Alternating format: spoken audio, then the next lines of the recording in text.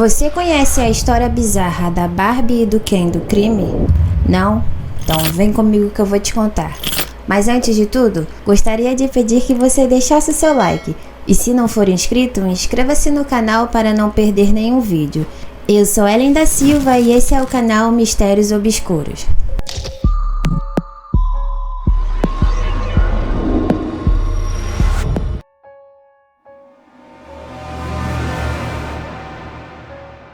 Qual é a primeira coisa que vem na sua cabeça quando você olha para essa foto? Bom, eu quando vi a foto deles sem saber da história que esses rostinhos bonitos escondem, achei que fosse apenas dois jovens bonitos e descolados que se conheceram no colégio e se casaram.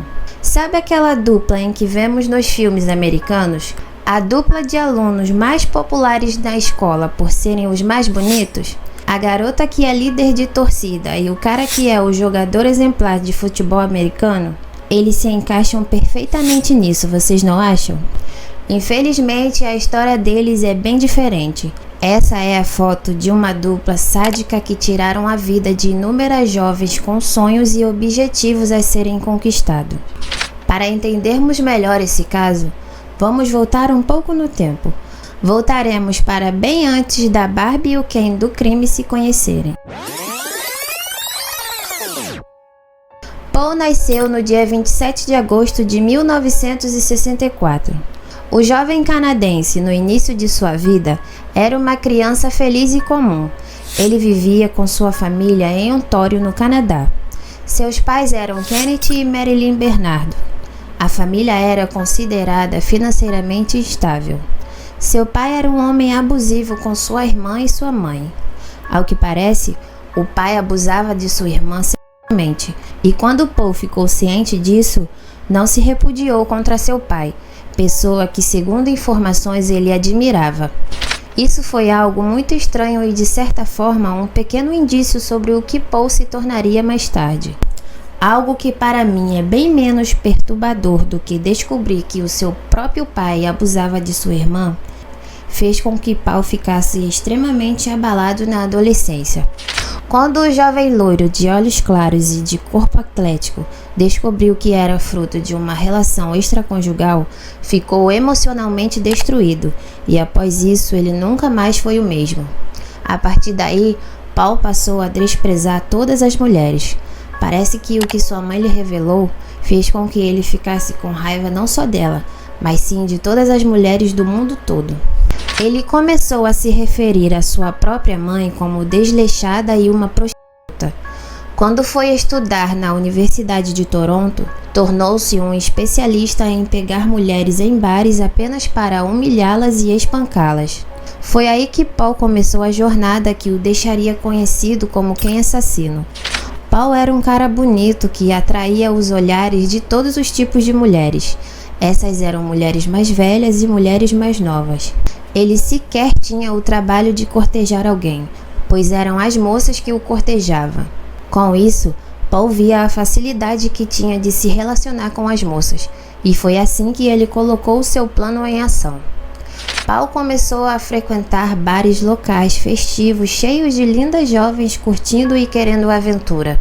Paul se sentava na mesa e atraía jovens de 15 a 21 anos de idade. Foi a partir do ano de 1987 que um dos subúrbios de Ontário começou a sofrer com uma chuva de crimes horríveis. Nessa época, ele não ficava mais só em bares para fazer suas vítimas. Paul também começou a operar nas ruas. Na manhã do dia 4 de maio, uma jovem foi agarrada quando descia do ônibus, e na rua mesmo ela foi brutalmente estuprada. A jovem estava a poucas quadras da casa de seus pais. Uma semana depois, 2 ataques semelhantes aconteceram. As jovens eram brutalmente espancadas. Além disso, sofriam com abusos verbais, e no fim, após o estupro, elas eram ameaçadas fortemente caso as mesmas decidissem procurar a polícia. Mesmo com as ameaças, algumas das jovens que foram atacadas corajosamente foram até a polícia, e todos os depoimentos eram bem parecidos. As agressões eram as mesmas, e as ameaças também. Isso fez com que as autoridades acreditassem firmemente de que um único homem estava fazendo aquelas atrocidades. Além disso, todas descreviam o mesmo retrato falado. Nem todos os seus ataques eram concluídos, pois cerca de 3 a 4 jovens conseguiram fugir sem que fossem estupradas. Paul ficou operando dessa maneira durante 5 anos, e nesses anos ele atacou e violentou cerca de 19 jovens da mesma região, e uma delas foi atacada em seu próprio quarto. Esse número de jovens atacadas é referente apenas a jovens que foram até a polícia. Com isso, acredita-se que Paul fez mais vítimas nesses 5 anos. Com o retrato falado que a polícia tinha em mãos, a polícia chegou até Paul 2 vezes e ele foi interrogado. Porém, ele não foi apontado como suspeito oficial, isso porque ele não era o único. Você deve estar se perguntando: ué, Ellen, no início do vídeo você não disse que era a Barbie e o Ken do crime? Então cadê a Barbie? Bom, gente, a Barbie se chamava Carla e adivinhem, ela era para ser mais uma vítima de Paul. Porém, algo de especial em Carla chamou a atenção de Paul. Carla nasceu no dia 4 de maio de 1970. Seus pais eram Dorothy e Carol, e assim como Paul, sua família vivia em Ontário, no Canadá. Carla era a mais velha dos 3 filhos, e ao que parece, ela era uma criança ajustada. Ela era bonita, era inteligente e bem popular na escola. Carla gostava muito de animais, e isso a levou a trabalhar em uma clínica veterinária após terminar o ensino médio. Nada, exatamente nada, fez com que a família e amigos de Carla pensassem que ela fosse capaz de fazer as coisas que ela fez com Paul mais tarde. Eu não sei exatamente como e aonde Paul viu Carla e decidiu atacá-la. A única coisa que eu sei foi que Paul sentia uma atração muito forte por ela, algo bem diferente do que ele havia sentido com as outras meninas. Parece que com as outras jovens, Paul sentia vontade de maltratá-las, fazê-las sofrer por vingança. Já com Carla foi diferente. Entre eles, realmente teve atrações físicas de ambas as partes. Nessa época, Paul tinha 23 anos de idade e Carla tinha apenas 17 anos. Com isso, os dois iniciaram um relacionamento e Carla começou a compartilhar com Paul algo que só fez com que a vingança de Paul aumentasse. Ela contou a ele sobre seus desejos sádicos e sombrios. Aquilo foi para eles uma união perfeita entre 2 pessoas, e foi a partir daí que as coisas começaram a piorar. Paul continuou a estuprar meninas no subúrbio, e tudo sobre o consentimento de Carla. Os dois então decidiram se noivar. Nessa época, Carla disse para um amigo quanto estava feliz com seu relacionamento. Paul e eu estamos mais felizes do que nunca. Ele está sendo tão bom, tão romântico, mas isso é típico do meu amor. 3 anos se passaram e Paul começou a ficar um pouco entediado. Ele já não estava mais satisfeito com os seus feitos horríveis. Ele reclamou com Carla que ela não era virgem quando ele a conheceu. Nessa época, Paul estava de olho em uma jovem que ele via frequentemente. Essa jovem era a irmã de Carla, que na época tinha apenas 15 anos de idade. Ela se chamava Tammy. Bom, se você acha que Carla ficou horrorizada com o desejo perverso de seu companheiro, você está enganado. Muito pelo contrário, Carla o encorajou e disse que a virgindade de sua irmã seria um presente de Natal dado dela para ele. Nessa parte da história eu fico com dúvida qual dos dois era o pior. Carla estava completamente cega de amor por Paul e era capaz de fazer de tudo para tê-lo por perto. No dia 23 de novembro de 1990, a família de Carla estava em clima de festa. Carla deu a sua irmã uma bebida batizada com anestésicos para animais. Carla havia roubado esse sedativo na clínica onde ela trabalhava. O casal esperou todos os membros da família se deitarem para dormir. Enquanto isso, viram que Tammy já estava começando a ficar inconsciente. Carla então colocou um pano banhado de álcool na boca de sua irmã e a levou para o cômodo onde tudo aconteceu. Lá a jovem foi estuprada não somente por Paul, pois Carla também participou do ato e filmou tudo com uma câmera. Em um certo momento, Tammy começou a se engasgar com seu vômito, e nesse momento o casal sádico se desesperou. Antes de chamar ajuda, eles trataram de limpar a cena do crime, e quando a ajuda finalmente chegou, Tammy infelizmente não estava mais viva. Ela foi levada para um hospital local, e lá foi declarada como morta. Tammy estava com uma queimadura química em seu rosto. As drogas em seu sistema não foram detectadas e a causa da morte foi dada como um engasgo com vômito devido à bebida alcoólica. Eles incrivelmente escaparam por muito pouco da justiça. O que aconteceu com a irmã de Carla só fez com que a sede de saciar os desejos sádicos de Paul aumentasse, e como já era de se esperar, Carla continuou apoiando seu noivo. No início do ano de 1991, Carla fez amizade com uma adolescente em seu trabalho, e essa, infelizmente, acabou sendo mais uma vítima do casal. A jovem se chamava Jane. Ela foi atraída por Carla para a casa que o casal dividia. E lá, ela foi drogada assim como Tammy. Jane foi abusada e agredida, só que diferente de Tammy, Jane conseguiu sobreviver. Eles filmaram tudo o que fizeram com a menina, e quando ela acordou, não conseguia se lembrar de nada sobre o que havia acontecido. Os dois se casaram no dia 29 de junho de 1991, e dias antes do casamento acontecer, Paul e Carla fizeram mais uma vítima. Porém, essa não sobreviveu. Eles mataram e depois jogaram o corpo em um lago. Essa vítima tinha apenas 14 anos de idade. Ela morreu no dia 15 de junho de 1991.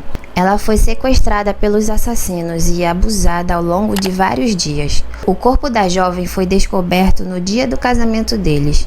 Porém, eles não foram relacionados ao crime.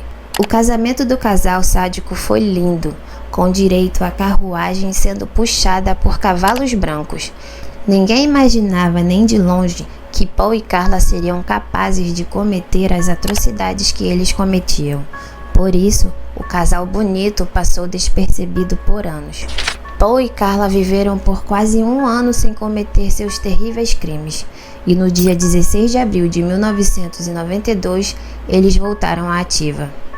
A vítima da vez se chamava Kristen, uma jovem que tinha apenas 15 anos de idade. Ela foi estuprada e espancada pelo casal, e quando eles terminaram, deixaram Kristen em uma vala ao longo de uma estrada rural. A jovem estava completamente machucada e o seu couro cabeludo estava raspado pela metade. Quando a polícia ficou a par do assassinato de Kristen, eles rapidamente ligaram ela ao assassinato de Jane, a jovem que o casal havia matado dias antes de se casar. A polícia logo começou a associar os estupros do subúrbio em 1987 aos assassinatos e estupros que viriam mais tarde, e com isso, o retrato falado em que eles tinham em mãos foi publicado na mídia. Os amigos de trabalho de Paul viram o retrato falado nos jornais e notaram que o desenho se parecia demais com Paul. Muitos desses colegas testemunharam Paul em alguns momentos sendo bastante violento. Além disso, certa vez ele deixou escapar alguns de seus desejos sádicos. Com isso, alguns desses colegas de trabalho fizeram denúncias anônimas para a polícia, e logo os investigadores chegaram até Paul. A polícia começou a vigiar Paul de longe, e algo que só piorou a sua situação aconteceu nessa mesma época. Em janeiro de 1993, Carla deixou Paul, após ele ter agredido ela fisicamente com uma lanterna. Ele deu uma verdadeira surra nela, deixando Carla com os olhos extremamente machucados. Com a denúncia feita, a polícia aproveitou para recolher a amostra de DNA do Paul. E enquanto os investigadores aguardavam o resultado do exame, Paul foi colocado sob vigilância. Seu DNA foi comparado com o DNA encontrado nas vítimas de 1987, e quando o resultado saiu, Paul foi preso em fevereiro de 1993. Quando Carla ficou sabendo que Paul havia sido preso, ela tratou de arrumar um advogado, e com isso conseguiu um acordo judicial em troca de testemunhar contra Paul no julgamento. No tribunal, ela contou que Paul havia estuprado pelo menos 30 mulheres. Carla queria passar despercebida dos crimes, Porém, quando os investigadores ficaram a par das gravações que ela fez de Paul espancando, torturando e matando suas vítimas, o acordo que ela havia feito com a justiça foi pro saco. Ela havia conseguido uma sentença de 12 anos em troca de seu depoimento. Porém, seus planos não deram certo e a sua natureza sádica também foi revelada. Paul foi considerado culpado de todas as acusações. Ele foi condenado à prisão perpétua como estuprador e assassino. Carla foi solta em 2005. Ela se casou novamente e se tornou mãe. Paul tentou um pedido de liberdade condicional em 2018, porém seu pedido foi negado. Um advogado que falava em nome das famílias das vítimas alegou que nunca viu indício de remorso vindo da parte de Paul. Mais tarde, Paul admitiu no tribunal que não sentiu nada por suas vítimas no momento dos seus crimes. O casal junto mataram cerca de 3 jovens, e o número certo de jovens que Paul estuprou e agrediu não é exato, porém, acredita-se que ele tenha feito 30 vítimas. Bom, essa foi a história bizarra da Barbie e do Ken do crime. Espero que tenham gostado da forma em que eu abordei o vídeo. Não esqueça de deixar o seu like e o que você achou dessa história aqui nos comentários. Um beijo e até o próximo vídeo.